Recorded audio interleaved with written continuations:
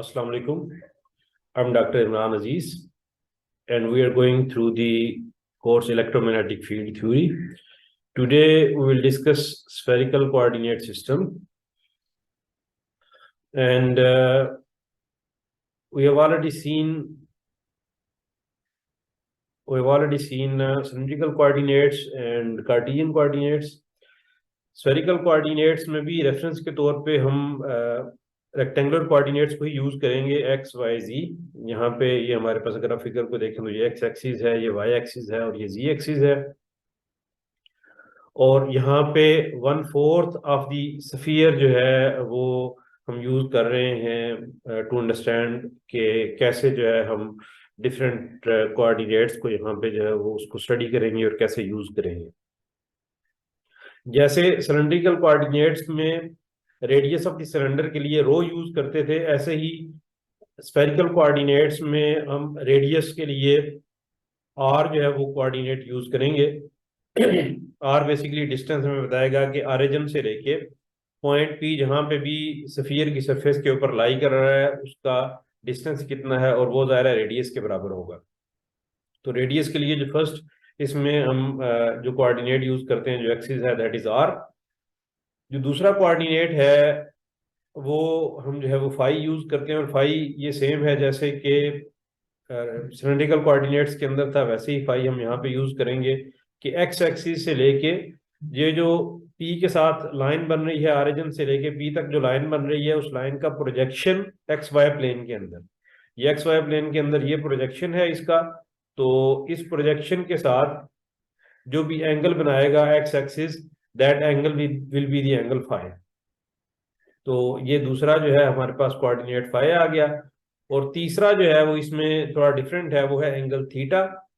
और theta basically वो angle है जो हमें बताता है कि जी एक्सिस से अगर हम पॉइंट पी तक आते हैं तो ये जो लाइन है पॉइंट पी वाली जो ऑरिजिन से पॉइंट पी तक आ रही है उसका क्या एंगल बनेगा स्टार्टिंग फ्रॉम जी एक्सिस, तो that will B angle theta. तो ये हमारे पास जो है वो तीन इसमें एक्सिस होंगे, कोऑर्डिनेट्स होंगे आर थीटा, आर फाई और थीटा। और जिस तरीके से हमने पहले देखा कि कुछ ऐसे प्लेन्स हैं, कुछ ऐसी सरफेसेस हैं कि जहां पे आर की वैल्यू कांस्टेंट रहेगी, कहीं पे थीटा की वैल्यू कांस्टेंट होगी और कहीं पे फाई की वैल्यू कांस्टेंट होगी। तो हम ये कह सकते हैं कि जो स्फीयर की आउटर सरफेस है उस आउटर सरफेस के ऊपर आर की वैल्यू जो वो कांस्टेंट रहेगी, क्योंकि पूरे स्फीयर के लिए आर की वैल्यू सेम होती है। तो अगर पूरे स्फीयर पे कोई पॉइंट कहीं पे भी लाई कर रहा है तो उसके लिए आर की वैल्यू सेम होगी। तो इस पूरे स्फीयर को हम आर कांस्टेंट सरफेस भी कह सकते हैं कि अब यहाँ पे आप ये देख रहे हैं कि आर इज ए कांस्टेंट। ये पूरी जो स्फीयर की आउटर सरफेस है, स्फीयर की आउटर सरफेस जो है वो आर कांस्टेंट सरफेस कहलाती है कि उस पे आर की वैल्यू जो है वो कांस्टेंट रहेगी। इसी तरीके से अगर हम फाई को देखते हैं तो फाई की वैल्यू चूंकि एक्स एक्सिस से हम इसको लेके आते हैं और यूं इसको लेके जाते हैं टूवर्ड्स वाई, और ये पूरे स्फीयर के लिए 360 डिग्रीज जो है ये इसमें हम कवर करते हैं। जीरो से शुरू होती है और वाई तक आने में 90 डिग्रीज, और फिर माइनस एक्स तक जाएगी तो माइनस एक्स तक जाएगी तो 180 डिग्रीज, और फिर इसको पूरा घुमाएंगे तो 360 डिग्रीज। तो फाई की वैल्यू 0 से लेके 360 डिग्रीज हो सकती है। तो अगर आप ये देखें कि फाई जो है, फाई की किसी स्पेसिफिक वैल्यू के लिए हमारे पास जब वो सिर्फ एक पॉइंट पी नहीं होगा बल्कि इस पूरी लाइन के ऊपर और इस पूरी लाइन के आगे अगर हम पूरे स्फीयर के अंदर एक कट लगाएं, जैसे कि इस फिगर में वो ये शो कर रहा है कि इस स्फीयर के अंदर ये पूरा उसने ये कट लगाया हुआ है जो कि इस लाइन के पैरेलल एक पूरा अगर कट लगा दें स्फीयर के अंदर तो उस पूरे कट के अंदर जो वो फाई की वैल्यू सेम रहेगी।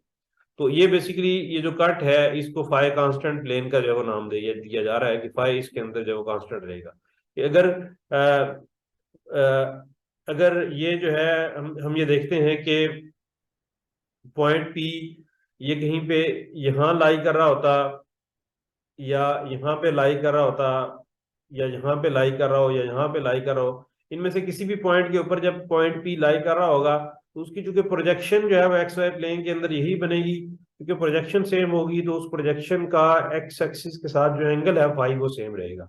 और ना सिर्फ ये कि इस डॉटेड लाइन के ऊपर पॉइंट पी कहीं पे भी हो, बल्कि इसकी जैसे यहाँ पे उसने ये कट सा बनाया हुआ है ना डार्क ब्लू कलर का, तो इस कट पे कहीं पे भी पॉइंट पी मौजूद हो तो फाई एंगल जो है उसके लिए सेम रहेगा।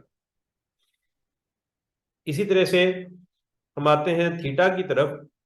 तो अगर आप ये नोट करें कि थीटा की जो कांस्टेंट अगर वैल्यू हो, तो थीटा फॉर एग्जांपल 30 डिग्रीज है, थीटा की वैल्यू फॉर एग्जांपल अगर 30 डिग्रीज है, तो जी एक्सिस से चूंकि ये एंगल होता है, जी एक्सिस से जो भी एंगल बनाएगा ये लाइन जो कि ऑरिजिन से पॉइंट पी तक आ रही है, दैट इज एंगल थीटा। तो ये थीटा ना सिर्फ इस पॉइंट के लिए 30 डिग्रीज होगा, बल्कि एक पूरी कोन इस तरीके से बनेगी सेंटर्ड अलोंग जी एक्सिस। जी एक्सिस को सेंटर बना के एक पूरी कोन बनेगी, जिस कोन के साथ आप कहीं पे भी पॉइंट अगर आप उस कोन की सरफेस के ऊपर रख दें तो एंगल थीटा जो है वो 30 डिग्री ही रहेगा। जैसे आप यहाँ पे देख रहे हैं, यहाँ पे ये उसने वाइट सी एक सरफेस बनाई है, और ये अगर सफियर पूरा हो तो इस पूरे सफियर के ऊपर जो है ये ऐसे गोल जो है वो ये जाएगी। तो ये बेसिकली ये कोन बनेगी, इस कोन के अंदर जो है और इस कोन का सेंटर जो है वो बेसिकली ये ऑरिजिन होगा, origin of the coordinate system. तो हम यहाँ पे ये देख सकते हैं कि इसी ये जो लाइन है इसी को अगर हम पूरा 360 डिग्री घुमाते हैं, इसको इधर ही सेंटर रहने देते हैं, तो हमारे पास एक कोन बन जाती है पूरी। तो उस कोन के लिए एंगल थीटा की वैल्यू जो है वो सेम रहेगी। अगर थीटा की वैल्यू बढ़ाएंगे तो कोन बड़ी हो जाएगी, थीटा की वैल्यू कम करेंगे तो कोन जो है वो छोटी होती जाएगी।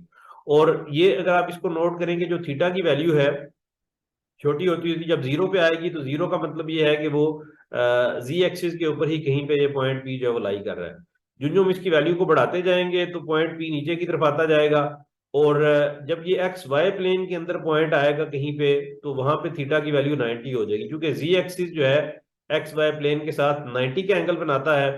तो थीटा 90 का मतलब ये होगा कि ये पॉइंट पी कहीं पे एक्स वाई प्लेन के अंदर जो है वो लाई कर रहा है। इसी तरीके से जब इसको थीटा की वैल्यू को मजीद बढ़ाते हम जाएंगे, तो अच्छा यहाँ पे अगर आप देखें तो थीटा जब 90 होगा तो ये अपर हेमिस्फीयर जो है ये सारा कवर हो जाएगा, क्योंकि ये पूरी कोन है। अब ये नहीं कि ये सिर्फ एक साइड पे पॉइंट पी को कवर कर रहा है, बल्कि क्योंकि पूरी कोन है तो इसलिए ये इस तरीके से चल रही है। और अगर मैं इसका टॉप व्यू इस तरीके से ड्रा करूं कि ये जो है वो जी एक्सिस है, और ये जो कोन है उसका ये अपर व्यू है, टॉप व्यू है उस कोन का। तो जब हम 90 डिग्रीज थीटा की वैल्यू 90 डिग्रीज लेके जाते हैं, तो 90 डिग्रीज में बेसिकली अपर हेमिस्फीयर जो है एक्स वाई प्लेन से ऊपर ऊपर जो हेमिस्फीयर है वो सारा कवर हो जाता है। उसमें ये राइट लेफ्ट ये सारा जो है वो उसके अंदर कवर हो जाता है। तो अपर हेमिस्फीयर में अगर कहीं पे भी कोई पॉइंट होगा, स्फीयर के अपर हेमिस्फीयर में कोई भी पॉइंट होगा, तो थीटा की जो है वो 90 डिग्रीज जो वैल्यू है उसके अंदर ये सारे का सारा कवर हो जाएगा। जीरो से लेके 90 डिग्रीज तक की जो वैल्यू है उसमें ये सारे का सारा ये अपर हेमिस्फीयर कवर हो जाएगा, और पॉइंट पी जो है वो इसी रेंज के अंदर जो है वो मौजूद होगा। इसी तरीके से थीटा की वैल्यू हम 90 से अगर 180 करते हैं, तो इसमें जो है वो लोअर हेमिस्फीयर सारा कवर हो जाता है। एक्स वाई प्लेन से नीचे आप जाएं माइनस जी की तरफ, तो एक्स वाई प्लेन से अगर आप माइनस जी की तरफ जाते हैं, तो हमारे पास 90 से 180 डिग्रीज तक का जो है वो थीटा, उसमें ये सारे के सारे एंगल्स जो है वो कवर हो जाएंगे। तो इसमें आर की तो कोई भी वैल्यू हो सकती है, फाई की जो रेंज है वो 0 से 360 डिग्रीज होती है, या 0 से 2 पाई रेडियंस। इस तरीके से थीटा की जो रेंज है वो 0 से 180 डिग्रीज या 0 से पाई रेडियंस। तो ये जो है वो बेसिकली इसकी डिफरेंट रेंजेस होंगी। और ये जो कोन बनेगी, इस कोन में बेसिकली थीटा की वैल्यू जो है कांस्टेंट रहेगी।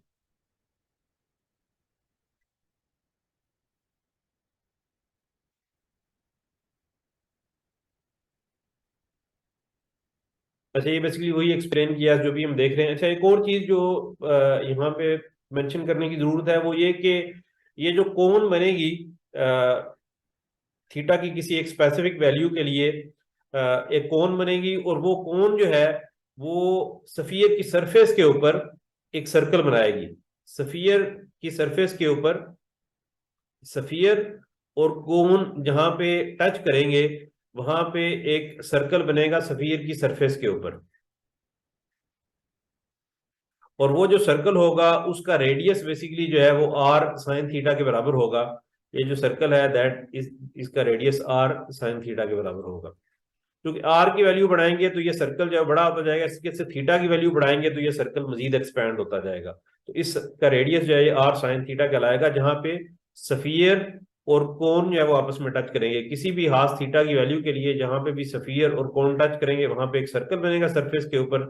जैसे यहाँ पे ये जैसे एक सर्कल बन रहा है यूं, तो एक सर्कल जो है उसका रेडियस आर साइन थीटा होगा।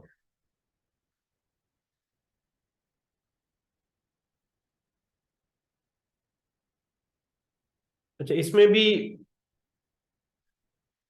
जो ये सरफेसेस जैसे हम डिस्कस कर रहे थे, ये तीनों की तीनों सरफेसेस आपस में जो है ये परपेंडिकुलर हैं। और जो यूनिट वेक्टर्स हैं, जैसे रेक्टेंगुलर कोऑर्डिनेट्स में और सिलेंड्रिकल कोऑर्डिनेट्स में जो यूनिट वेक्टर्स हैं आपस में 90 डिग्रीज होते हैं, ऐसे ही स्फेरिकल कोऑर्डिनेट्स में भी जो यूनिट वेक्टर्स हैं आपस में रेक्टेंगुलर होंगे। ए आर, ए थीटा और ए फाई तीन यूनिट वेक्टर्स होंगे। ए आर की डायरेक्शन ये है कि आर रेडियस जो है उसी लाइन को अगर आप आगे लेके चलते हैं तो ए आर यूनिट वेक्टर हमारे पास आ जाएगा। ये उसकी डायरेक्शन होगी ए आर यूनिट वेक्टर की। और ये सफियर की सरफेस के ऊपर जो है ये नॉर्मल होगा perpendicular to the sphere, to this surface of the sphere. A are is perpendicular to the surface of the sphere.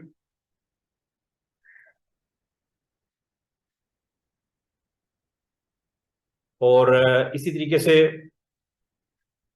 जो हमारे पास ए फाइ है वो भी उसी तरीके से जैसे सिलेंड्रिकल कोऑर्डिनेट्स के अंदर था कि ए फाइ जो है वो बेसिकली फाइ चूंकि एक्स से इस तरीके से हम जब आगे आते हैं इस डायरेक्शन में तो ये फाइ की डायरेक्शन होती है।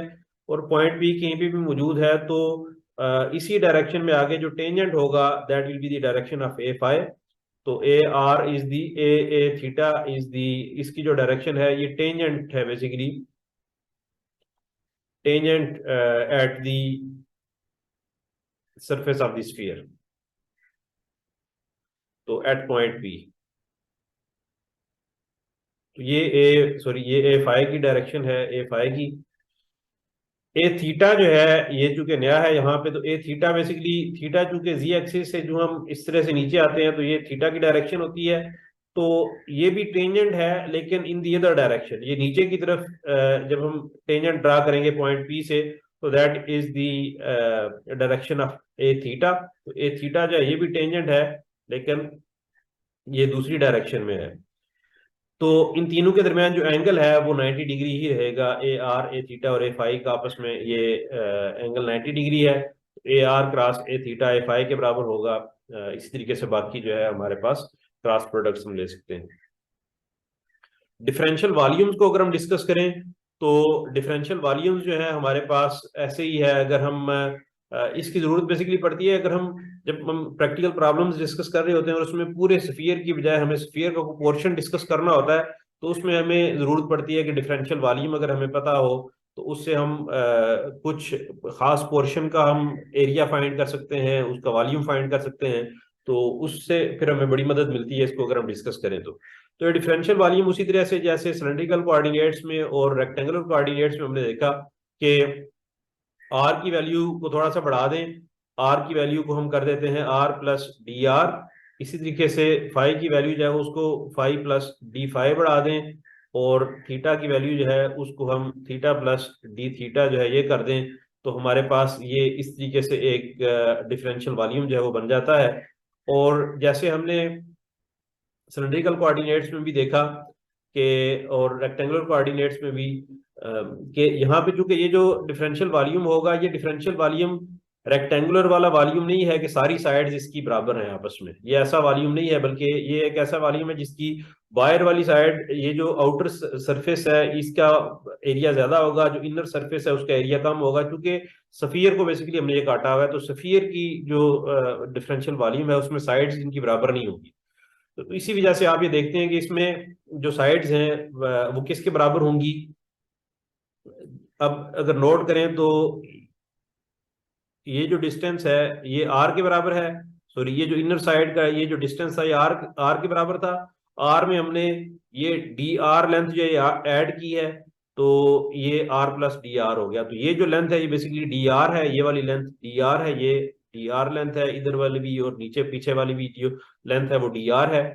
इसी तरीके से जब हमने फाई की वैल्यू बढ़ाई, फाई की वैल्यू इनिशियली ये थी, और फाई की वैल्यू हमने ये थोड़ी सी ये वाली जो है इंक्रीज की है डी फाई, यानी कि ये जो वैल्यू है फाई की ये डी फाई हमने इंक्रीज की है। तो डी फाई इंक्रीज करने से जो लेंथ इंक्रीज हुई है वो basically R sine theta into D phi length जो है ये इंक्रीज हुई है। आर साइन थीटा अगर आप नोट करें तो ये वो ये रेडियस है उस सर्कल का जो कि सफियर और कोन आपस में बनाते हैं।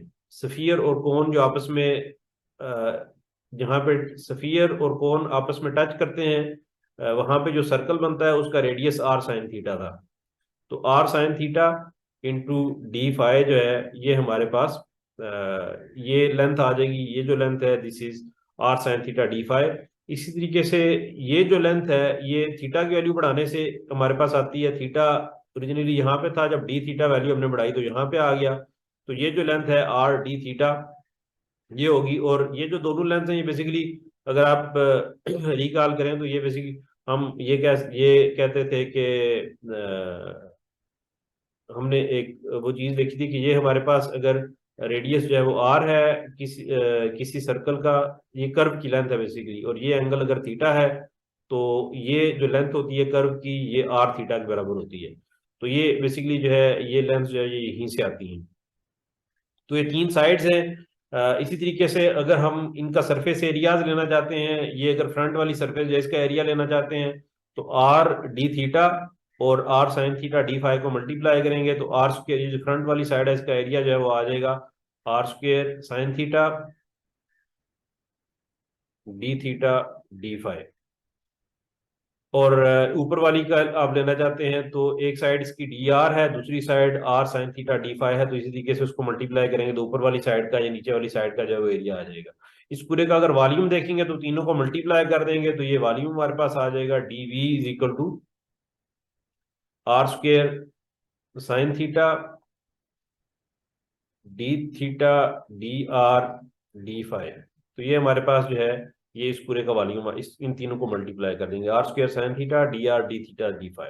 तो ये हमारे पास जो है इसका वॉल्यूम आ जाएगा।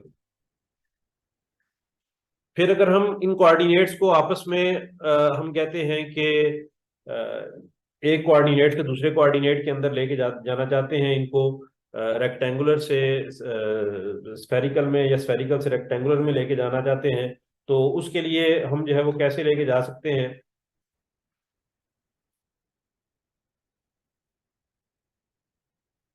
क्योंकि आप नोट करें यहाँ पे ये जो पॉइंट पी तक ये जो लाइन जा रही है जिसको आर का नाम दिया हुआ है इसकी प्रोजेक्शन अगर हम एक्स वाई प्लेन में ड्रा करें तो ये बेसिकली इसकी प्रोजेक्शन है एक्स वाई प्लेन के अंदर। और हमें पता है कि जी एक्सिस के साथ ये जो लाइन है ये एंगल थीटा का बनाती है। और हम ये कह सकते हैं अगर मैं इसको इस तरीके से ड्रा करूं कि समझना ताकि हमारे लिए आसान हो जाए, ये अगर हमारे पास जी है ये हमारे पास वाई है और एक्स जो है वो हमारे पास आउट ऑफ द पेज है, x is out of the page.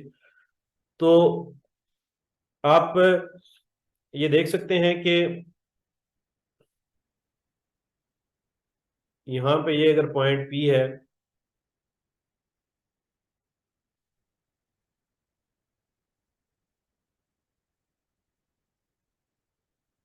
ये लेंथ आर है तो हमें पता है कि ये जो लेंथ है ये जी के साथ जो एंगल बनाती है वो थीटा का बनाती है। और हमें पता है कि अगर ये एंगल थीटा है तो इसका मतलब है ये आर है ये एंगल थीटा है तो ये जो लेंथ होगी this will be R cos theta. और ये जो एंगल है ये 90 माइनस थीटा होगा। अच्छा अब ये याद रखें ये जो एंगल है ये y के साथ नहीं है, ये बेसिकली एक्स वाई प्लेन के साथ है क्योंकि y आउट ऑफ x जो है वो आउट ऑफ द पेज है। तो ये जो एंगल है 90 माइनस थीटा, ये 90 माइनस थीटा ये बेसिकली ये वाला एंगल है जो कि एक्स वाई प्लेन के साथ इसका एंगल है। तो ये जो एंगल है 90 माइनस थीटा है। तो ये जो प्रोजेक्शन है basically in the X Y plane इस प्रोजेक्शन को हम ये जो जी एक्सिस वाली आर की जी एक्सिस के अलांग जो प्रोजेक्शन है वो तो आ गई आर कास थीटा, ये प्रोजेक्शन तो आ गई आर कास थीटा। इसी वजह से आप देखें z is equal to r cos theta हमने कह दिया जब हम स्फेरिकल को रेक्टेंगुलर कोऑर्डिनेट में लेके जाना चाह रहे हैं। और जो एक्स वाई प्लेन में इसी की आर की प्रोजेक्शन है वो चूंकि 90 माइनस थीटा एंगल है तो r cos of 90 minus theta, ये r cos of 90 minus theta जो है ये आर साइन थीटा के बराबर होगा। तो ये जो प्रोजेक्शन है इस प्रोजेक्शन को कहते हैं आर साइन थीटा। अब जब ये प्रोजेक्शन आर साइन थीटा है तो अभी इसको मजीद अंडरस्टैंड करने के लिए मैं अब एक्स वाई प्लेन यहां पे ड्रा करता हूं कि अगर हमारे पास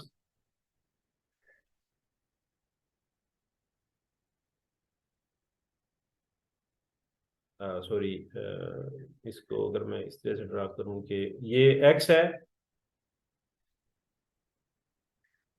ये वाई है, एक्स वाई प्लेन में जी जो है यहाँ पे आउट ऑफ द पेज आ गया।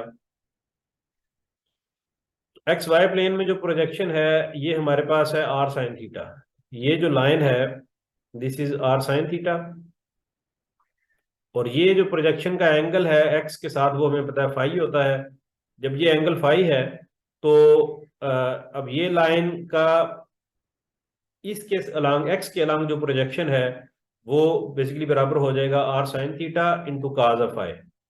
आर साइन थीटा तो यही आ गया ना, तो cos of this angle cos of phi.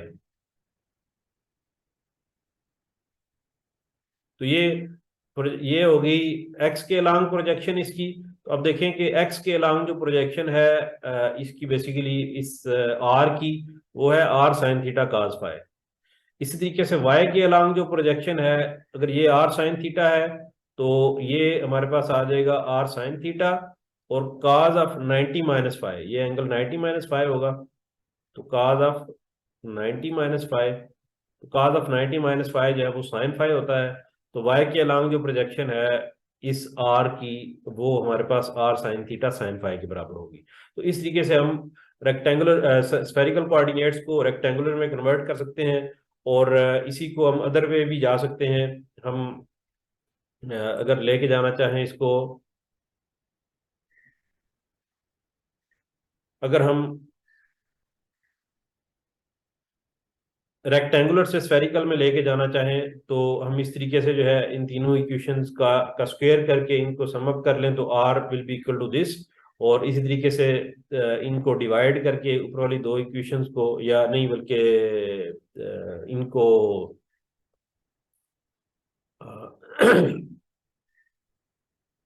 कैसे आएगा जी, ये इसको देख लेते हैं। ये इन इन तीनों का स्क्वायर किया, तीनों का स्क्वायर करके जब सम अप करेंगे हम तो साइन स्क्वायर थीटा जो है ये कॉमन आ जाएगा, और ये cos square five plus sine square five one के बराबर आ जाएगा।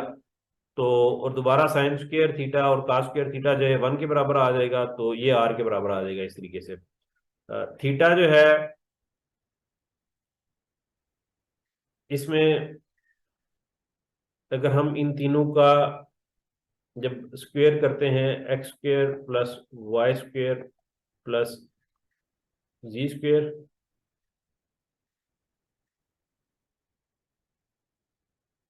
This is equal to r, और z is equal to r cos theta. तो अगर हम इन दोनों इक्वेशंस को डिवाइड कर देते हैं, इसको ऊपर रख के इसको न्यूमरेटर रख के इसको डिनोमिनेटर करें, इनको डिवाइड कर दें, तो ये जो है वो आर आर से कट जाएगा, तो theta will be equal to cos inverse of Z by this. और इस तरीके से हम जो है ये इन दो इक्वेशंस को जब पहली दो इक्वेशंस को जब डिवाइड करेंगे तो हमारे पास फाई की वैल्यू आ जाएगी tan inverse of Y by X. फिर जैसे हम इससे पहले देख चुके हैं कि अगर हम यूनिट वेक्टर्स को, यूनिट वेक्टर्स के डॉट प्रोडक्ट्स को एक कोऑर्डिनेट से यूनिट वेक्टर के डॉट प्रोडक्ट्स लेना चाहते हैं between one coordinate system and the other, तो वो उसके लिए थोड़ा सा लेंथी प्रोसेस है जो भी हम देखते हैं। जब हम बेसिकली एक वेक्टर को एक कोऑर्डिनेट सिस्टम से दूसरे कोऑर्डिनेट सिस्टम में लेके जाना होता है तो फिर हमें डॉट प्रोडक्ट्स की जरूरत पड़ती है। जैसे हमने लास्ट लेक्चर के अंदर भी देखा कि अगर कोई हमारे पास वेक्टर है ए, जो कि वेक्टर है रेक्टेंगुलर कोऑर्डिनेट्स में, और इसमें यह जी ए एक्स इंटू ए एक्स यूनिट वेक्टर प्लस ए वाई इंटू ए वाई यूनिट वेक्टर प्लस ए जी इंटू ए जी यूनिट वेक्टर, अगर ये इसके बराबर है, और अगर हम इसको जो है इस वेक्टर को लेके आना चाहते हैं स्फेरिकल कोऑर्डिनेट्स में, तो यहाँ पे बेसिकली हमारे पास आएगा A R into A R unit vector plus A theta into A theta unit vector plus A phi into A phi unit vector. और हमने ये देखा कि इसमें ए आर कैसे फाइंड करते हैं, वो हमें बताया कि हम डॉट प्रोडक्ट लेते हैं इस वेक्टर का with the unit vector A R. तो इस तरीके से ये फाइंड करने के लिए हम डॉट प्रोडक्ट लेते हैं ए का विद ए थीटा, और फिर ये फाइंड करने के लिए हम डॉट प्रोडक्ट लेते हैं ए वेक्टर का विद ए फाई। जब हम डॉट प्रोडक्ट्स लेंगे तो उसमें ए एक्स डॉट ए आर आएगा, ए एक्स डॉट ए थीटा आएगा, ए एक्स डॉट ए फाई आएगा। तो ये सारे डॉट प्रोडक्ट्स की जो है हमें जरूरत पड़ेगी। अब ये कैसे फाइंड करेंगे ये भी हम जो है ये देख लेते हैं। ए एक्स इस तरह से रेक्टेंगुलर कोऑर्डिनेट्स के ये यूनिट वेक्टर्स हैं, और ये स्फेरिकल कोऑर्डिनेट के यूनिट वेक्टर्स हैं।